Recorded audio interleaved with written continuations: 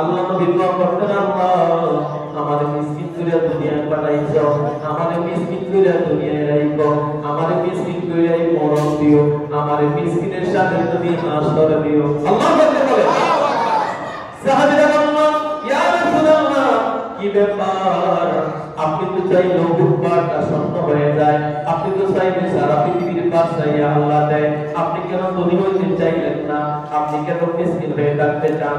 আল্লাহ নবী বলেন, সাহাবীরা রে, দুনিয়ার ধনীর তুলনায় গরিবেরা, দুনিয়ার ধনীর তুলনায় গরিবেরা 500 বছর আগে আল্লাহর জান্নাতে যাবে। আমরা বলছি না, দুনিয়ার পরকালের একদিন দুনিয়ার 1000 বছর, পরকালের একদিন দুনিয়ার 1000 বছর, এই হিসাবে 500 বছর হিসাব করে দেখা গেছে দুনিয়া 18 কোটি 30 লক্ষ বছর আগে, দুনিয়া 18 কোটি 30 লক্ষ বছর আগে ধনীর তুলনায় গরিবের আল্লাহ জান্নাত। নারে তাকবীর, নারে রিসালাত। যারা বাড়ি গাড়ি করেন নাই, মার্কেটের মালিক নেই, 10 কেজি নেই, ক্ষমতার চেয়ার নাই, মন খারাপ করে না, একটা পর্যালোচনা শোনাই।